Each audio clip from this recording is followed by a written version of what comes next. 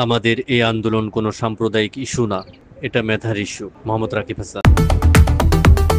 আজ ২১ নভেম্বর শুক্রবার বাদ জুমা কোটা বিরোধী ঐক্য জোট রাঙামাটির সাধারণ শিক্ষার্থী ও সচেতন নাগরিকবৃন্দ কর্তৃক আয়োজিত বিক্ষোভ মিছিল ও সমাবেশ শেষে এক প্রশ্নের জবাবে ঐক্য জোটের সমন্বয়কারী মোহাম্মদ রাকিব হাসান বলেন, জেলা পরিষদের যে শিক্ষা এখানে যে কোটা বৈষম্য আমরা দেখছি 70% কোটার ভিত্তিতে তারা নিয়োগগুলো নিচ্ছে।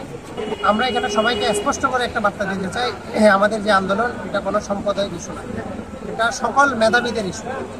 কারণ মেধাবীদের পুঁজি একটাই, তাদের মেধা। তাই আমাদের এই আন্দোলন যত মেধাবী আছে তাদের আন্দোলন।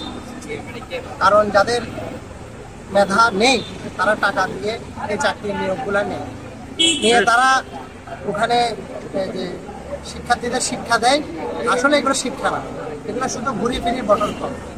এই জন্য আমরা সবাইকে স্পষ্টভাবে বলতে চাই, আমাদের যে আন্দোলন চলছে এই আন্দোলনটা কোনো সাম্প্রদায়িক আন্দোলন না, এই আন্দোলনটা মেধার আন্দোলন। যারা মেধাবী ওরা চাকরি পাক আর কোটা বৈষম্য নিপাক।